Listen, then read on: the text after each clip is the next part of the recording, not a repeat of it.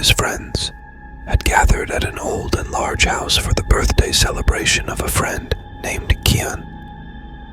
Kian's house, a legacy from his grandfather, was adorned with strange paintings and statues whose eyes seemed to follow you. The birthday celebration began with joy and laughter, and after 2 hours, everyone was full of happiness and fatigue, and they moved on to dinner. The meal, prepared by Kian, was like a feast fit for kings. But after dinner, the air turned cold, and a thick fog cast a shadow over the atmosphere. Amir, always in search of excitement, suggested playing a spirit summoning game. Everyone agreed with a mix of curiosity and reluctance. A circle of candles was lit, and they all placed their hands on an old board that Amir had found in a cupboard in Kian's room. With each question they asked, a whispering voice echoed in their ears, and suddenly, a cold wind entered through the open windows, extinguishing the candles one by one. Farhad, who had been silent until now, suddenly felt his breath grow heavy and found himself unable to move. His eyes were fixed on an image that appeared on the wall behind his friends, an image that seemed to come to life with each breath he took. Suddenly, amidst the silence that had fallen over the room, a broken and raspy voice was heard. It sounded as if it was emanating from the walls, and with each word, the air grew colder. "Who has awakened me?" asked a harsh, elderly woman's voice. Farhad, still shivering, tried to look at his friends, but his gaze was fixed on a figure in the corner of the room. A figure with deep wrinkles and eyes that glowed in the dark, as if it had stepped out of the wall. We just wanted..."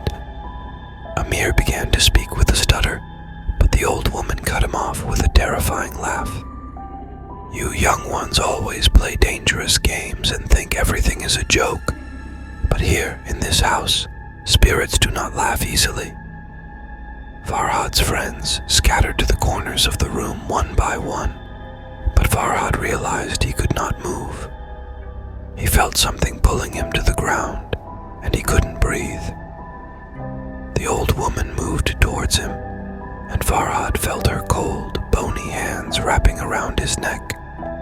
His breaths were numbered, and in a struggle for release, he looked to his friends, but they too were grappling with their own fears. At that moment, a sound was heard from above them, the sound of footsteps slowly descending the wooden stairs. All eyes turned to the dark hallway, where the candlelight did not reach. A long, slender shadow slid across the walls, growing larger and more terrifying with each step. Kian, who had been silent until now, said with a trembling voice, "My grandmother, she always said this house was cursed." Farhad, still in the grasp of the old woman, shouted with all his might, "What do you want from us?" The old woman, with a laugh that seemed to emanate from her very bones, replied, "There was a time when this house was filled with laughter and joy, but now only bitter memories and restless spirits remain." Suddenly, the shadows took on a definite shape. Creatures with red eyes and sharp teeth emerged from the walls. If you enjoyed it so far, please hit the subscribe button if you liked the video. Farhad and his friends, now aware of what they were facing, decided to confront it. They quickly looked for a way to close the summoning board and send the spirits back to where they belonged. But no matter how hard they tried, the board wouldn't budge, and the shadows kept drawing closer. In the midst of this, Farhad, who was the bravest of all, remembered that in old tales, spirits were calmed by light and the sound of bells. He rushed to the old piano in the corner of the room and began to play.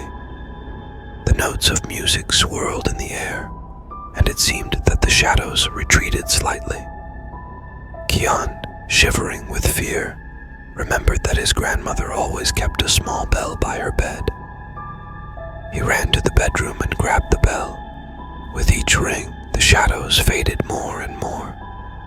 But suddenly, the old woman's voice was heard again. "You cannot escape me. I am part of this house."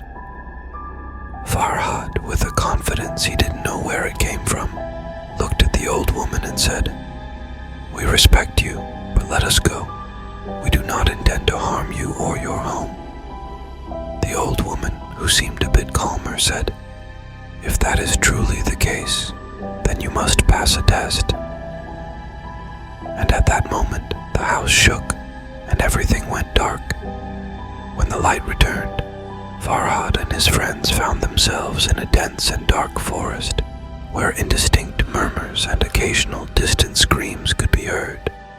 They realized they were trapped in a mysterious maze, and the only way out was to find the center of the maze and light an ancient lamp that legend said would calm the spirits.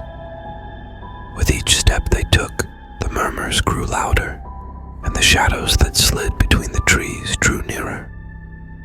Farhad, with a confidence he didn't know where it came from, took the lead and guided them through the winding paths and hidden traps towards the center of the maze.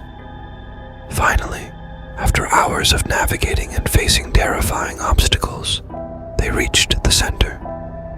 The ancient lamp was situated in the middle of a stone basin, and Farhad, with trembling hands, lit it. The light of the lamp slowly illuminated the dark space, and the shadows, one by one, disappeared. The old woman's voice was heard again, but this time with a different tone. "You have passed the test. Now you may leave in peace." And at that moment, the forest vanished, and Farhad and his friends found themselves back in the birthday room, where everything seemed calm and normal.